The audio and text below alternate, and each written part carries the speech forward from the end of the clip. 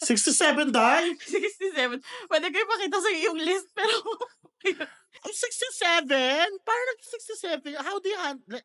Is it like 10 at a time? Ganon? Let's Oh, just say, no. ang scope of work that we agreed on is this much. On paper. Yeah.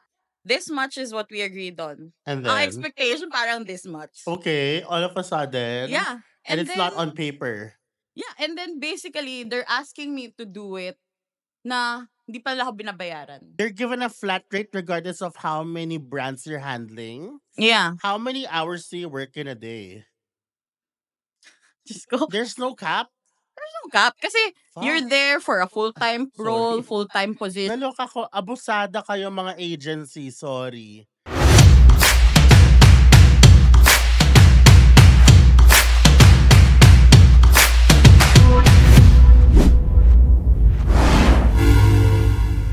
Hello everyone! Welcome back! OMG sa Buhay Virtual Assistant Podcast.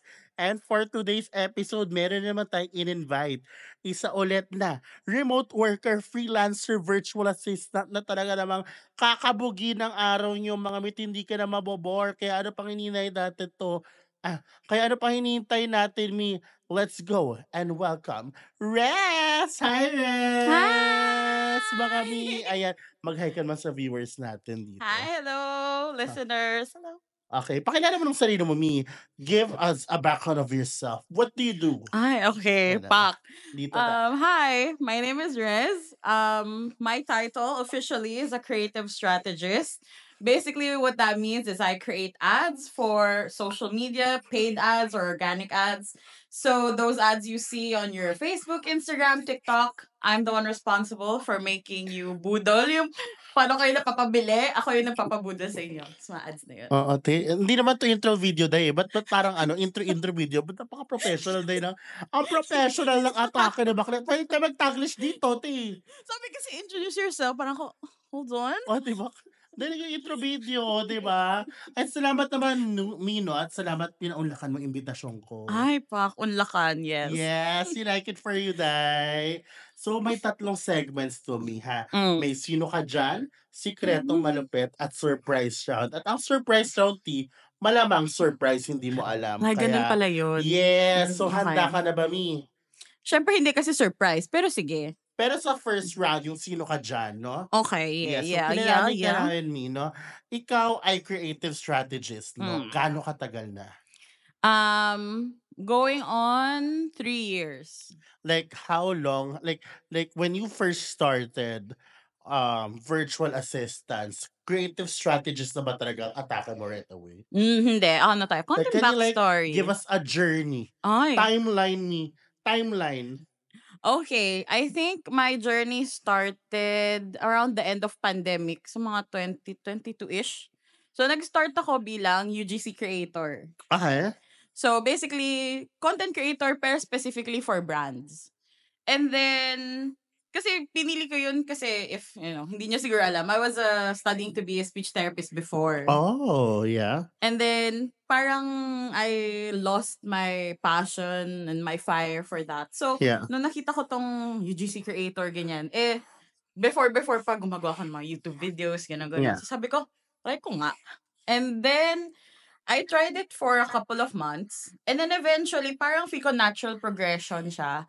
And then more and more brands or agencies started asking, oh, UGC creator ka, gumagawa ka din ba ng scripts? Or nagsusource ka din ba ng other UGC creators? And then I said yes. And eventually, parang someone offered me a creative strategist position. Sabi ko, go! Pero alam ko Yeah. ba ano yun? Hindi.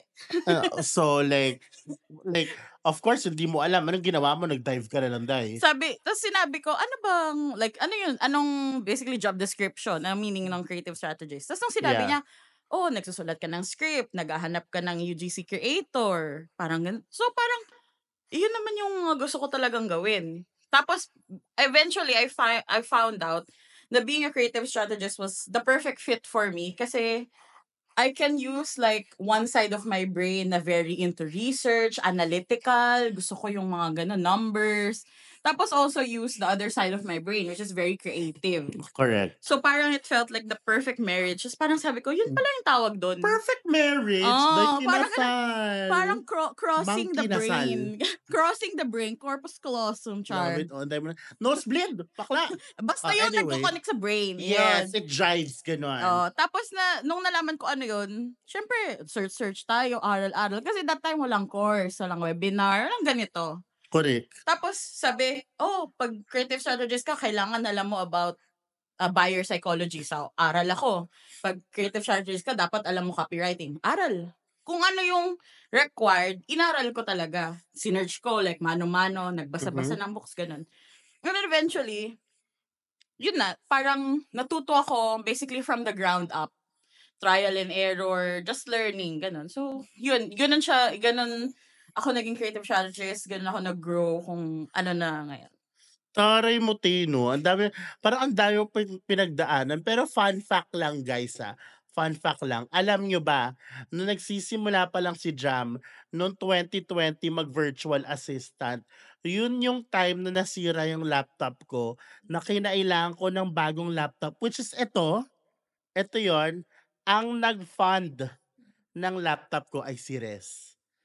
Umutang ako sa kanya dahil umutang sa kanya ng kasi ginamit ko siya hindi lang pang VA, pero ginamit ko din siya pang content creation. Ayan, nandito na tayo ngayon. Kaya maraming salamat Day at talagang dahil sa pautang mong bayad ko na, by the way, buo, ay nandito na tayo ngayon at masaya as a virtual assistant. Ikaw din naman, masaya ka din as a virtual assistant, ano mean? Oo, kasi parang feel ko finally, ito yung isa sa mga bagay na basically hindi ako pinilit na gawin. Correct. Na hindi sinabi, gawin mo 'to, na parang Correct. umuo lang ako. Ito yung kind of thing na ginusto ko talaga siya gawin. Tsaka kahit mahirap, kahit minsan, alam mo yun, lost ka, gano'n, masaya ako sa ginagawa ko, which is, I think, anong gusto natin lahat, basically. Tari, napunta si bakla sa UGC, kakabudol niya, ayan, ang dami ko din biniliti. No? So, sa loob ng 3 taon, sabi mo, 3 taon ka na kasi 1 year lang naman pagitan natin, no? Nakailang kliyente ka na, Tish? Ayun, may list ako sa phone ko kasi, basically start ng career ko puro agency. Alam mo 'di ba 'pag agency marami kang hinahawak na clients. So nilista ko lahat. Tapos ano siya, running list. So far, 67 na clients siya. 67, Day? 67. Pwede ko ipakita sa'yo yung list pero Ang 67? Parang 67, how do you handle, is it like 10 at a time, ganon? Siyempre di naman lahat yun, sabay-sabay, 67. Pero kasi, ayun, hasang-hasa kasi ako sa agency. Pag sa agency ka, minimum 7 clients yun. Tapos usually, di ba, pag agency, depende sa agency, come and go, come and go. Kasi So, project-based, ganyan. So, kaya ganun na siya Sa dami din kasing mga shops online, no? They come and go nga talaga. Yeah. Totoo. At saka dumating yung time, I think that was 2 years ago, where sobrang nag-boom ang UGC sabay-sabay, lalo na sa TikTok, no? At talagang pasabog, binalik na naman Shopee yung kanyang ni Orange pala, sorry. Ang kanilang feed na dating may Instagram feed na tinanggal nila, na binalik nila. Ay, talagang nauso ang UGC. That's why ganun kalakas yung demand noon. Up to now ba, malakas pa rin yung demand? Oo, kasi parang padami kasi ng padami tsaka padali ng padali. Before kasi 'di ba parang kailangan ikikeep mo pa yung inventory ng product mo. Ngayon, nag-boom na din kasi yung mga dropshipping. Meron pa nga like, kunyari like let's say mga merch, ganyan. Hindi mo na kailangan i-keep yung merch. Kunyari mag-order lang sila at deliver na nila yung hoodie, ganyan-ganyan. Print on demand. Yeah, yun, print on demand. Yes. Yeah, so Nag-guess na ako kahit hindi ko gets. Lang alam sa Padali. e-commerce. Alam ko lang bumili. Padali na lang siya ng padali. So, mas madami yung mas nagaano. Tapos lalo na kahit mga small businesses, ganyan-ganyan. So, padami talaga siya ng padali, padali ng padali. So, always naman may room for e-commerce, B2B, Right. SaaS, Right. Perfect. So after 3 years, like sa 3 years na yun, te, within that 3 years, dito tayo sa next segment, which is Sikretong Malupit, no? Dun sa 3 taon na yun, paano ka tumagal? Ano yung sikreto mo para tumanggal dun sa 3 taon na yun? Kasi mga ano ngayon, mga freelancers ngayon, mga aspiring VAs ngayon, gusto na maka-close na lang ng client, yun ang focus, ganyan. Gusto ko high ticket client, gusto ko six figures, gusto ko AM shift, ganyan. Paano ka tumagal? Hindi nila masyado naisip kung paano ba tumagal sa isang ano client. Yun ang yung relationship, yung retention, 'di ba? How did you as a business, how did you last for 3 years surviving? Well, first of all, personally kasi ako, I think of things long term. Yeah. So parang yun nga yung parang sinasabi na dapat if you think of things, para kang investor. So for example, may bagong client, gusto kong maka-work. Yeah. Kunyari, kaso siguro yung rate nila, hindi pa nila abot talaga yung rate ko or something ganyan. Or minsan, di ba minsan hindi nila mababayad yung flat rate. Right. Minsan, kaya ako, personally, nag-a-adjust ako. Minsan, sinasabi I ko, think okay. everyone does naman. Yeah. Yeah, kunyari sinasabi ko minsan, okay, pwede, kunyari, percentage. Yeah. Or, minsan, personally binababa ko yung rate ko. Kasi, mas important sa akin, okay sa akin mag-take ng risk for the short while if this client is for long term. Parang, kasi dapat ganyan yung mindset mo, If it's long term, Yeah, yes. investor mindset. Hindi yung parang, di mo ko kaya. Okay, done. So, ibig sabihin, okay lang sa'yo, a bit lower rate than your expected rate, pero alam mong long term, ito yung parang safety net mo. Oo. Yes. Kasi, for me, it's easier to take a hit or to take that risk or yun nga, yung parang investment na yun Yes. in the beginning. Yes. Kung long term, you can reap the benefits. Feel ko yun yung medyo lacking na Correct. parang gusto lang nila, High ticket. kunyari, ganito, 1 month, sige. Yeah. Mataas, super taas ng price. Tapos, parang they'll just work with a client 1 month, 2 months, ganun, tas wala. Wala na. Yeah. Kasi, syempre, hindi naman kaya ng client magbayad ng ganong kalaki long term. 'Di ba? So, talagang, at some point, after 3 months, 4 months, cut ka na. Pati, in my experience, the only way you know kung fit kayo mag-work is if you actually work together. Yun yung mahirap eh. Kasi, in the beginning, parang dating, parang nag-ano-ano pa kayo. Ala, dating, ate. Parang click ba tayo? Are you a great match? Diba? Oo. Ang natutunan ko, if within that first month or first 2 months, if I show them my worth, if I show them the value I can Then give it's them. easier for you to demand. Yeah. Kung makikita nila, parang Rez did the fucking, like, a great job here. Pwede ka magmura kung gusto mo. Okay. Rez did a fucking great job here. So, why wouldn't I pay her more the next month? Correct. Minsan sila na yung nag-initiate. Yeah. 'Di ba? So, sampal mo value mo, tapos bibigyan ka ng more value. Ala! Exactly. Yung gusto mo sinasampal-salpal ka ng pera, Day. Gusto ko yan, Day. Love it for you, Day. So, dun sa 3 taon mo with 60 plus Kim Parahi na na kliyente mi, meron ka bang na-encounter doon na toxic? Yes. Madami. Sige nga, can you give me like yung pinaka-horror story, yung pinaka-number 1 horror story mo? Okay. It can be a scam or nag-ghost. Nag-ghost and na-scam ka na ba before then? Yeah, So, definitely. isa lang, isang biggest, malalang horror story with a client. Okay. Ito, nung first, kasi first and foremost, gusto ko culture fit. Yung values aligned. That's worth more to me than the dollar amount. The culture, the values aligned. So first, I think we had 1, 2 calls. Very, maganda sila kausap, smooth discussion, ganyan-ganyan. And then, when we started working, parang dun na lumabas yung mga red flag. Parang, let's just say, ang scope of work that we agreed on is this much. On paper. Yeah. This much is what we agreed on. And then? Ang expectation parang this much. Okay, all of a sudden. Yeah. And it's not on paper. Yeah, and then basically, they're asking me to do it na hindi pa nila ako binabayaran. Which is okay, kasi nga I said na, sige, let's As a wait. service provider, gano'n. Yeah, I said like, let's wait until basically kasi, before ako nagbibigay ng scripts, may mga research kasi involved, di ba? Kasi alam nga naman, ito, script, ganun. Script para sa creative. May research kasi yun involved. Ang ginagawa kong research, day, it's intensive na. I do a 40-page research Oh my, basically that's for a your lot. brand. So that's a lot already. Tapos, labas pa nun, they just kept asking more and more, more and more. Na wala pa to yung script, ha? Just the research on top of that 40 pages. So, it just became so draining kasi parang hingi ng hingi, revise ng revise. Wala kayong binibigay anything else monetarily or ano.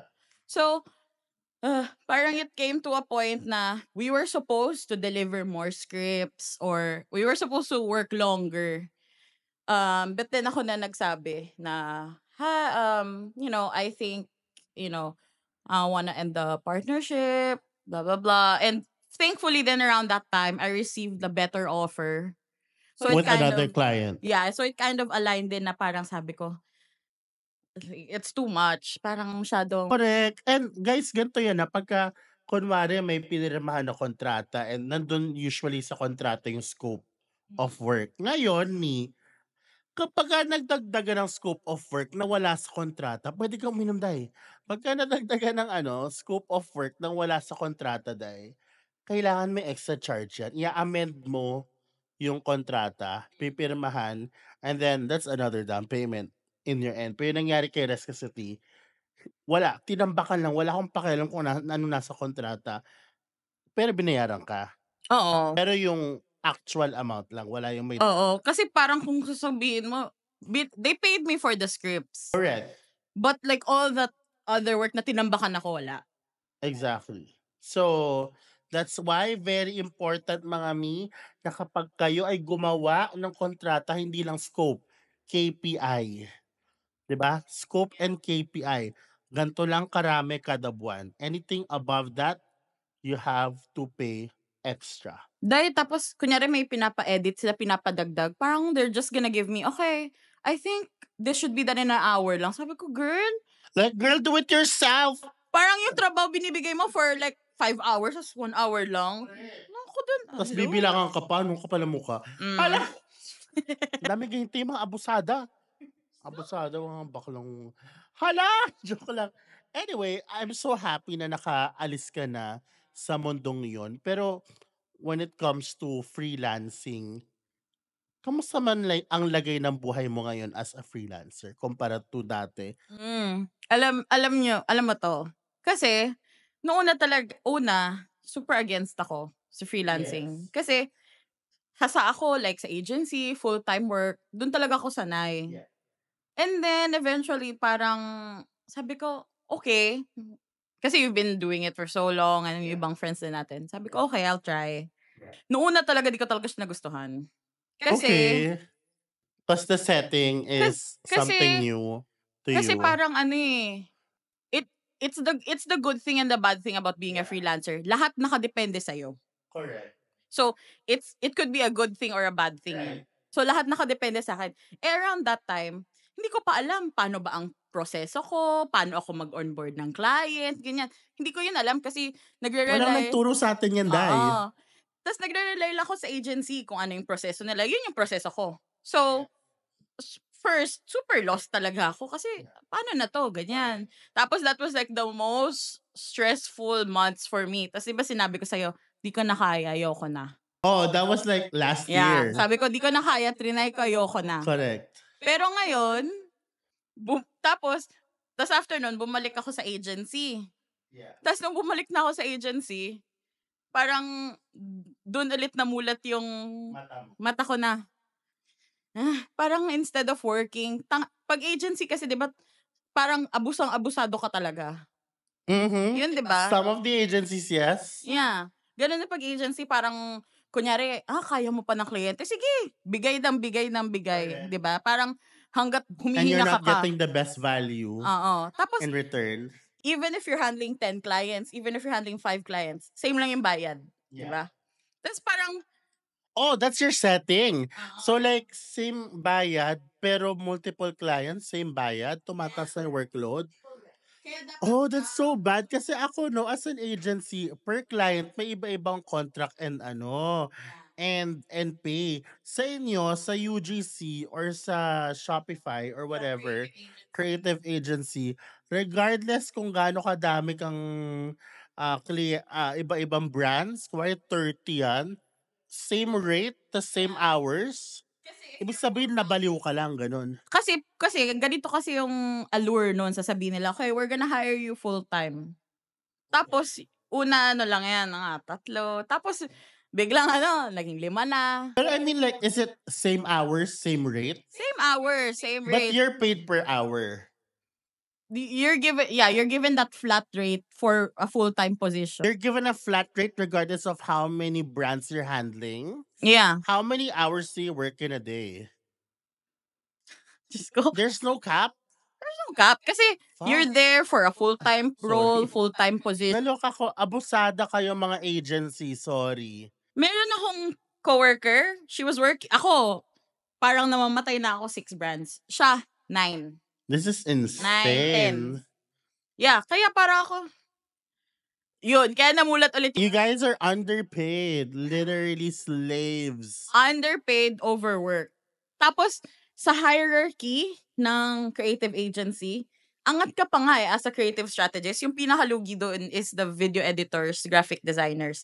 Mas mababa pa yung bayad nila, palagi pa sila overwork. Kung kami hirap na, sila parang, That's really bad. Sorry. If you want to be a creative agency and you want to work in e-commerce, like mga UGC, I suggest you get your own clients instead. yeah, kasi yun nga, namulat ulit yung mata ko. Kaya ngayon, kasi I don't wanna sound like a hypocrite, pero balik nga ako ulit ngayon sa freelance kasi at least ngayon, kilala ko yung mga kliyente ko. Everything you're in control. Oo, pati ngayon, I have a better grasp of it. Kasi may ginawa na akong proseso. Feel ko yun yung biggest hurdle, di ba? Yeah. Kasi parang ako, okay, freelancer ka, paano ko kukuha ng kliyente? Paano ko sila yun? I think that's something you can devour more versus like your life in the agency, girl. Like, I cannot, girl. Like, I cannot live like that. At saka kasi, since nahasa na ako sa agency, may idea na ako paano dapat ang You can run your own agency though, but you won't do the same like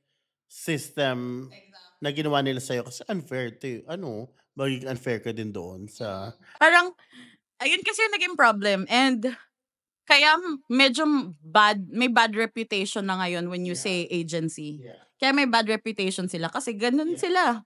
Majority, let's say 9. Ibang agency ng VA agency, sinasabing agency is a creative agency, guys. Iba sa e-commerce. Anyway, so ngayon, buhay mo as freelance ka na, wala ka na sa creative agency. Mas maluwag, less work. I mean, same work pero higher pay.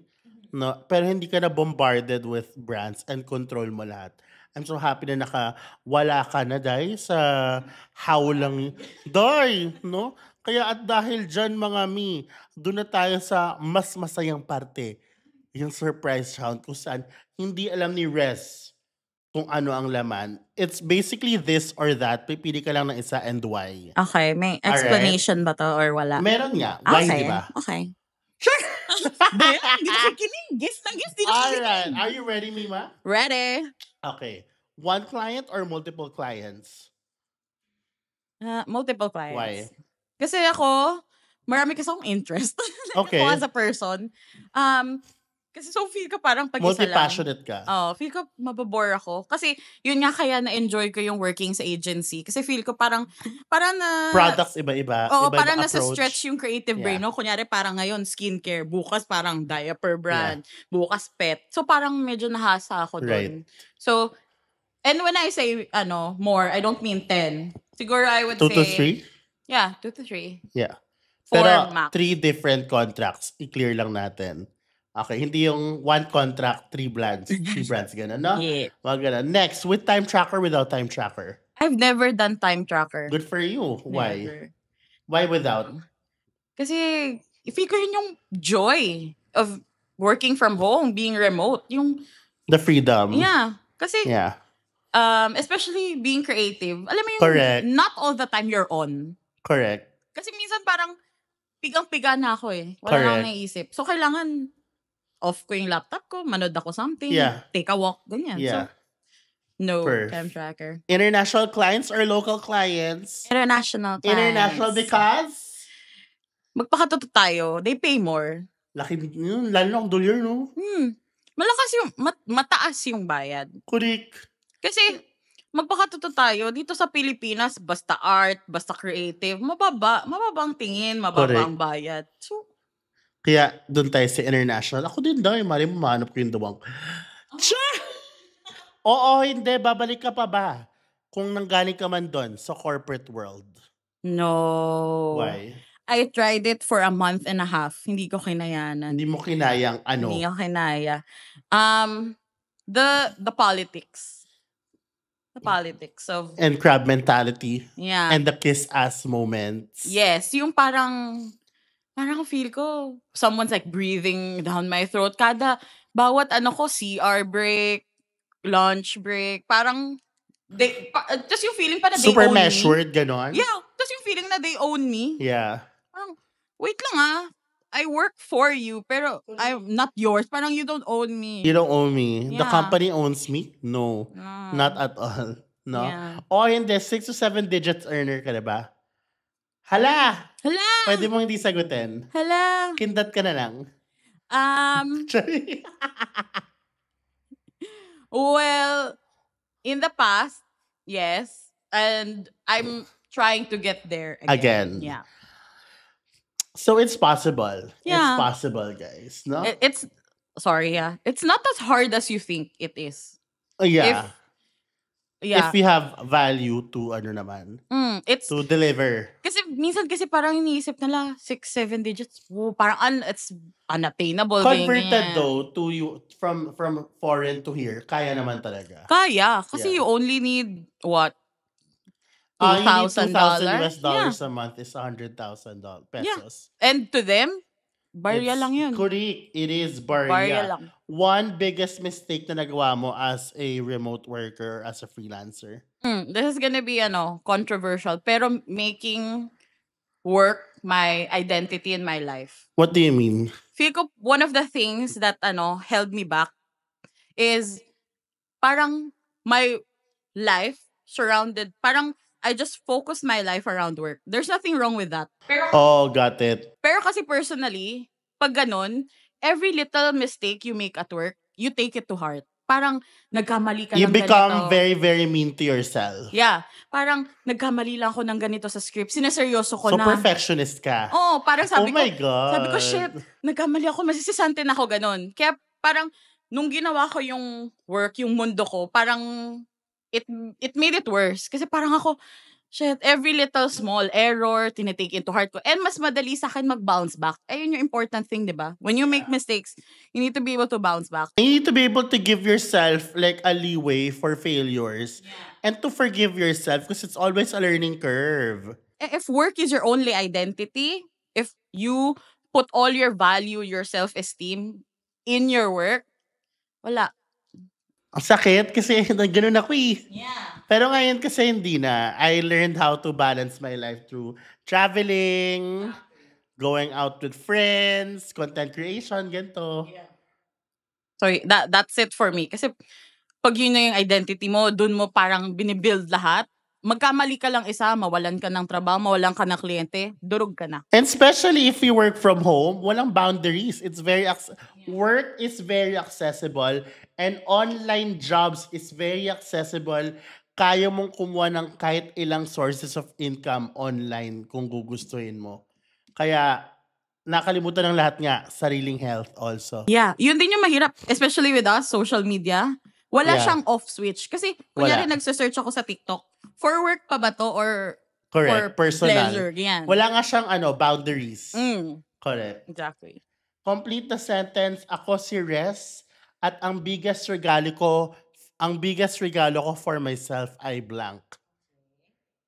Ako si Rez at ang biggest regalo ko to myself is, I would say, hirap. Ang dami ko kasing no? Oo nga ang dami kong sinabi. Biggest regalo to myself. Hindi naman pwedeng, hindi naman kailangan tangible. Hindi Pwede kailangan Um, Siguro, thinking the best about myself. Kasi yung automatic reaction ko usually is thinking the worst of things. Yeah. Pag may nangyari, kahit maganda, kahit masama, parang, oh shit, wala na. Fuck na So to. now, may silver lining So na. ngayon, if I can, think the best for other people. I mean, palagi mong binibigyan ng benefit of the doubt to other people. Yeah. Bakit di ko yun bibigay And sa see self the ko? good Yeah. in any situation. Yeah, especially in myself. Yeah. Kasi kung kaya ko yung gawin other people, why not myself? That's good character development, no? Sometimes we're too hard on ourselves, na? Yeah. Kasi masyado tayong overachiever. Yung mga overachievers should comment below. Hello, kaway-kaway. maraming salamat, Res. At talaga namang sinagot mo lahat ng mga questions. Oo. So, may gusto ko bang i-plug me? Oh, okay.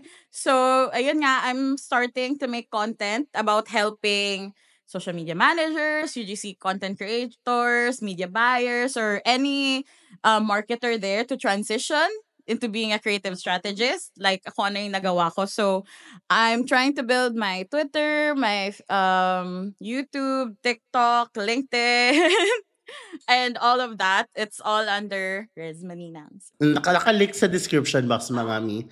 Res, maraming salamat mi at talagang alam mo, tinapos mo tong podcast na to. Salamat din at umabot ka sa parte ng podcast na ito. Kung nagustuhan niyo ito, like, subscribe, comment below. May Paul dyan. Thank you guys and I'll see you guys on the next episode. Bye!